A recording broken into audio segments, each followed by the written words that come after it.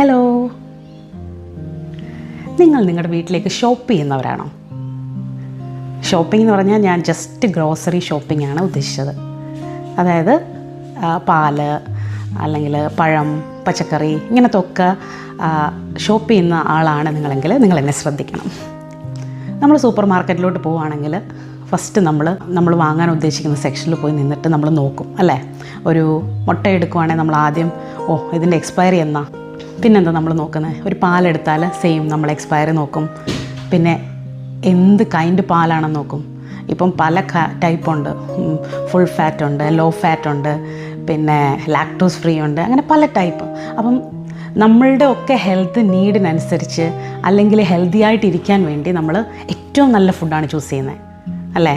Packed food നമ്മൾ നോക്കുവാണെങ്കിൽ നല്ല ഫിറ്റ്നസ് ഓറിയൻറ്റഡ് ആയിട്ടുള്ള ഒരാളാണെങ്കിൽ അവരതിൻ്റെ ന്യൂട്രീഷണൽ ഫാക്ട്സ് ഒക്കെ വായിക്കും. ഇതിൻ്റെ കാലറി എത്രയാ, ഇതിൻ്റെ കാർബ്സ് എത്രയാ, ഇതിൻ്റെ പ്രോട്ടീൻ എത്രയാ.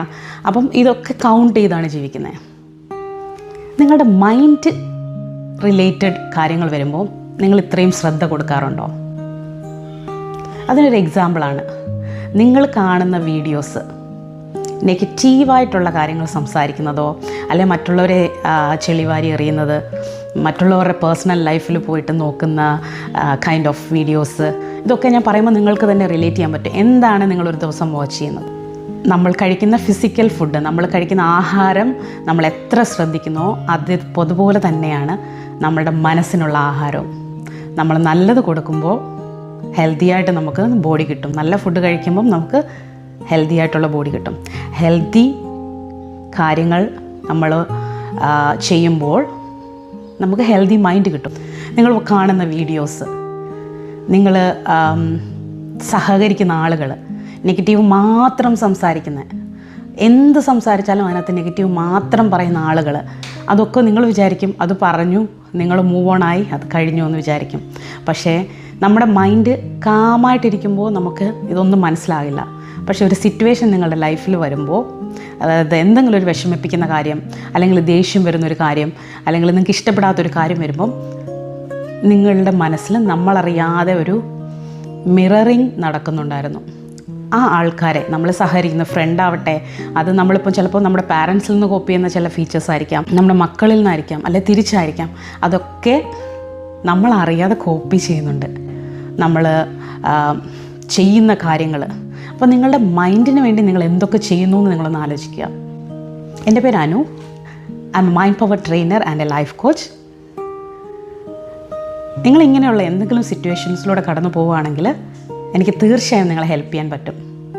കാരണം എൻ്റെ ലൈഫിൽ വളരെ വിഷമിപ്പിക്കുന്ന റിലേഷൻഷിപ്പ് ഇഷ്യൂസ്, ഫൈനാൻഷ്യലി ഞാൻ പല കാര്യങ്ങൾ ഫേസ് ചെയ്തപ്പോൾ ഞാൻ ആദ്യം എൻ്റെ റിലേറ്റീവ്സ് എനിക്ക് ഒരുപാട് നല്ല ഫ്രണ്ട്സും ഫാമിലീസും ഉണ്ട്.